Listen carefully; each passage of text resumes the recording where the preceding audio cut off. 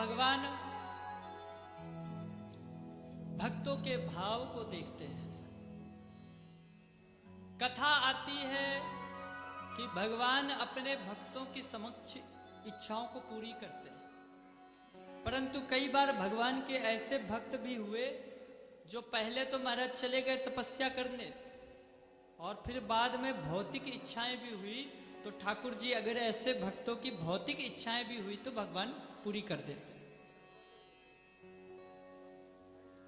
ब्रह्मा जी के एक पुत्र हैं, नाम है कर्दम। जब जन्म हुआ, जन्म के पश्चात पिताजी ने, ब्रह्मा जी ने आदेश दिया कि जाओ और जाकर सृष्टि का विस्तार करो। कर्दम जी ने मना कर दिया, नहीं हमें इस चक्कर में नहीं पड़ना। तो क्या करोगे? बोले हम जंगल में जाके भजन करेंगे।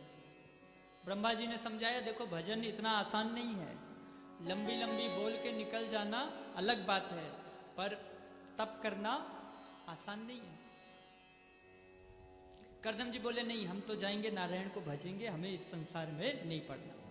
चले आए कर्दम जी, हजारों वर्षों तक तपस्या करी।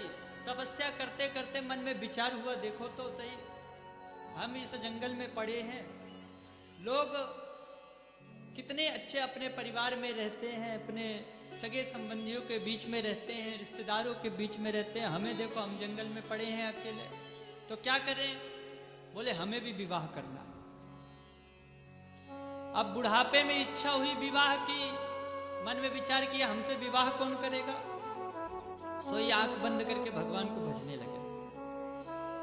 सोचो, कोई भजन करता है मुक्ति पाने के लिए, कोई भजन करता है भक्ति पाने के लिए, और ये बुढ़ऊ महाराज तपस्या कर रहे हैं कि प्रभु हमारी शादी हो जाए। भगवान मुस्कुराने लगे। 10,000 वर्षों की तपस्या करी कर्दम जी ने, तब ठाकुर जी प्रकट हुए।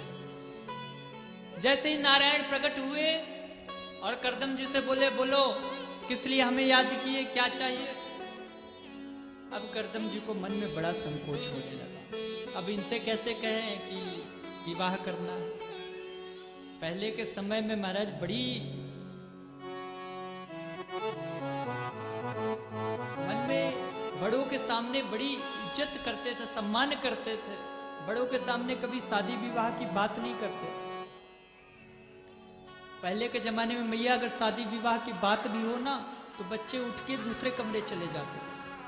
अब आजकल तो महाराज माता पिता ही बैठे रहते हैं कि बेटे का विवाह करना है, बेटे का विवाह करना है, और खुद का बेटा माता पिता को ही अपनी शादी में नहीं बुलाता, खुद ही कोर्ट मैरिज करके और सीधे आके सरप्राइज देते हैं, लो मम्मी ये तुम्हारी बहू। तो ऐसा समय आ गया। अब कर्दम जी कैसे कहें भगवान के सामने कि हमें विवाह करना है? तो कर्दम जी बोले, नहीं नहीं प्रभु, कुछ नहीं, बस हम तो आपके दर्शन की इच्छा हुई, सो हम आपकी तपस्या किए, बस आपके दर्शन हो गए, हो गया। भगवान बोले, अच्छा हमें तो लगा तुम विवाह के लिए तपस्या किए थे। अरे पहले बताते, हमने तो बात पक्की कराई। कर्दम जी बोले, बात पक्की कराई है? बोले हाँ हाँ, हमने तो बात कराए मनु महाराज के यहाँ, तुम्हारे विवाह की बात पक्की करके आ गए, अब उनको कैसे मना करें? कर्दम जी ने कहा, जो बात पक्की कर आए हो तो फिर कर ही लेंगे, हमारी इच्छा तो नहीं है प्रभु, पर आप कर आए हैं तो फिर अब कर लेंगे। ठाकुर जी ने कहा, हाँ ठीक है, मैं बात तो कर आया हूं, पर सुनो, 2 बार पहले मना करना, उसके बाद हाँ करना, सीधे जाके डायरेक्ट हाँ मत कर देना। बोले ठीक है प्रभु। अब कर्दम जी बैठे बैठे विचार करने लगे। मनु महाराज आ रहे होंगे विवाह करने के लिए, भगवान ने वे बात कर दी है। अब क्या पता वो आते आते इतनी दूर तक आवे और कहीं उनका मन बदल गया और कहीं वो वापस लौट गए, तो क्या करें? बोले कुछ दूर हम चलते हैं, कुछ दूर वो आएंगे और बीच में जल्दी मिलन हो जाएगा, जल्दी विवाह हो जाएगा। सो कर्दम जी इधर से भागे। इधर कर्दम जी चले, उधर से मनु महाराज अपनी पुत्री देवहूति को लेकर आ रहे हैं, और बीच रास्ते में कर्दम जी मिल गए। जो ही कर्दम जी मिले, मनु महाराज ने तुरंत प्रणाम किया। अरे महाराज, बड़ी कृपा हुई, आपके पास ही आ रहे थे और आप रास्ते में ही मिल गए। कर्दम जी बोले, ओहो आप हमसे मिलने आ रहे थे? अरे हम तो ऐसे ही विचरण कर रहे थे, चलिए कोई बात नहीं, आप मिल गए तो अच्छी बात है, बताइए क्या कारण? बोले प्रभु बस आपसे एक विनती है कि हम अपनी कन्या का विवाह आपके साथ करना चाहते हैं। अब ठाकुर जी ने कही थी कि 2 बार ना करना, फिर तीसरी बार हाँ करना।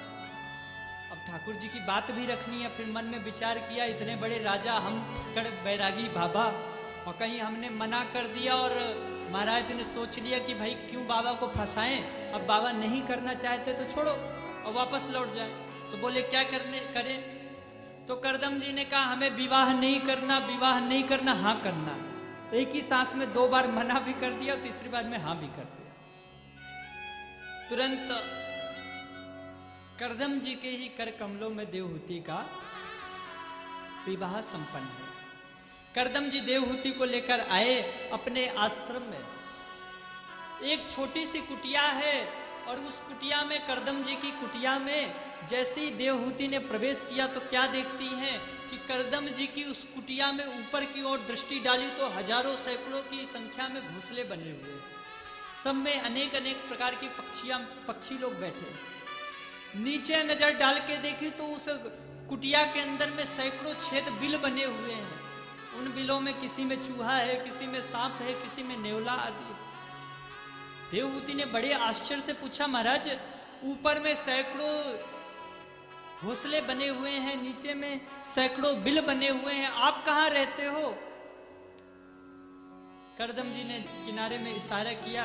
एक 1.5 बाई 1.5 का एक आसन कुसे का बिछा हुआ है। बोले ये मेरा स्थान है। अब ये लोग इस कुटिया को अपना घर समझते हैं, इसलिए ये भी यहीं रहते हैं। मैंने भी कह दिया भाई आप भी रहो हम भी रहें, क्या दिक्कत है? अब देवी आप आ गई हो तो आपको जिस हिसाब से इस कुटिया को संभालना हो संभालो। देवहूति ने खिड़की से झांक कर देखा तो क्या देखती हैं कि एक सरोवर के किनारे में शेर और गाय और हिरन तीनों एक ही घाट में खड़े होकर पानी पी रहे हैं। देवहूति ने बड़ा आश्चर्य से देखा, अरे ये क्या मतलब? यहां पर सांप, चूहा और नेवला एक साथ बिल में रह रहे हैं, वहां एक साथ गाय और शेर आदि आदि जानवर एक साथ में जल पी रहे हैं। क्या मतलब? करदम जी के तपस्या के प्रभाव से मानो उस जगह के पशु पक्षियों में भी हिंसा की भावना खत्म हो गई। देवहूति ने मन ही मन प्रणाम किया, अरे ऐसा तपस्वी मुझे पति रूप में मिला, मेरा धन्य भाग है। करदम जी ने कहा देवी अब तुम्हें जिस हिसाब से अपने इस कुटिया को संभालना हो संभालो, मैं 2 माला भगवान की जप लूं। इधर मैया गई काम करने, इधर करदम जी की तपस्या के लिए समाधि लगाई। और महाराज 1-2 दिन की समाधि नहीं, उनकी 60,000 वर्ष की समाधि लग गई करदम जी की। अब इधर करदम जी की समाधि लगी और उधर देवहूति महाराज करदम जी की सेवा में लग गई। किसी दिन पत्ते तोड़कर खा लेती, कभी फल मिलता तो फल खा लेती, कभी जल पीकर ही काम चलाती, पर पति की सेवा पूरी श्रद्धा से करती। गीले कपड़े से पति के पूरे शरीर को पोंछती, पूरी सेवा उनकी अच्छे से देखभाल करती। 60,000 वर्षों बाद जब करदम जी की समाधि टूटी तो बगल में उन्होंने देखा एक बूढ़ी सी स्त्री बैठी है। करदम जी ने देखकर कहा, अरे देवी जी आप कौन? देवहूति ने कहा, हे भगवान ये मेरे पतिदेव मुझे ही भूल गए। देवहूति ने हाथ जोड़कर कहा, प्रभु याद करिए 60,000 वर्ष पहले एक राजा आए थे, उन्होंने अपनी पुत्री का विवाह आपके साथ किया था। करदम जी बोले, हाँ याद है, याद आया। तो आप वही कन्या हो? बोले, हाँ महाराज मैं ही हूं आपकी पत्नी। करदम जी ने कहा, आप अपने मायके नहीं गई, अपने पिता के घर नहीं गई? देवहूति ने कहा, प्रभु आप समाधि में थे, आपसे बिना पूछे मैं कैसे जा सकती थी? करदम जी के नेत्र सजल हो गए। अरे देवी ऐसी भक्ति! करदम जी ने तुरंत देवहूति का हाथ पकड़ा और देवहूति का हाथ पकड़ के सरोवर के किनारे ले गए और बोले, देवी आंख तो बंद करो। जैसे ही देवहूति ने आंख बंद किया, उसी समय अपने तप के बल से सुंदर सरोवर में ही 9 खंड का महल बनाकर तैयार कर दिया। और जैसे ही देवहूति को कहा, इसमें आप डुबकी लगाओ। और जैसे ही देवहूति ने डुबकी लगाया सरोवर में, महाराज देवहूति 16 वर्ष की हो गई। और वो वैभव जो उन्होंने अपने पिता के यहां भी नहीं देखा था, वो करदम के द्वार में देख रहे। देवहूति ने कहा, प्रभु आप भी आओ, आप भी मेरे साथ इस सरोवर में डुबकी लगाओ, जिससे जोड़ी हमारी अच्छी रहे। जैसे ही करदम जी ने डुबकी लगाई, करदम जी हो गए 20 साल के। आज उस महल में, करदम जी के महल में दास दासियों के सैकड़ों दास दासियां हैं। वह सुंदर दिव्य मणिमय महल बनकर तैयार है, और उस महल में देवहूति और करदम ऋषि निवास करते हैं। समय व्यतीत हुआ, करदम जी के घर में 9 पुत्रियों का जन्म हुआ। 9 पुत्रियों का जब जन्म हुआ, सबकी सब कन्याएं बड़े बड़े ऋषियों को ब्याही गई। अत्रि आदि, वशिष्ठ आदि जैसे महान ऋषियों को उनकी 9 की 9 पुत्रियां ब्याही गई। 10वें संतान के रूप में उनके घर में भगवान अवतरित होते, क्योंकि भगवान ने उन्हें वरदान दिया था कि आपके घर में मैं पुत्र बनकर आऊंगा। जब 10वें पुत्र के रूप में कपिल भगवान का अवतार हुआ, तब देवहूति से करदम जी ने कहा, देवी अब तुम्हारे 9 पुत्रियों का कन्यादान हो गया, अब तुम हो और तुम्हारा पुत्र है, अब तुम इस जीवन को यापन करो, और मैं अब जा रहा हूं वन के लिए। सीधे करदम जी वन के लिए चले गए।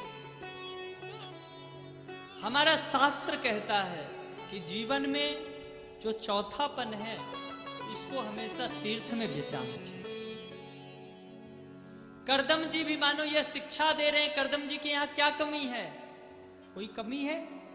सुंदर मणिमय महल है, 9 बेटियां हैं जो बड़े बड़े ऋषियों को ब्याही गई हैं, घर में देवहूति जैसी पत्नी है, बड़ी आज्ञाकारी है, फिर भी करदम जी सब कुछ छोड़कर वन को चले गए। और हम लोग घर में थोड़ी सी खटपट हुई, तुरंत बोला कि अरे तुम लोग बहुत झगड़ा मचाते हो।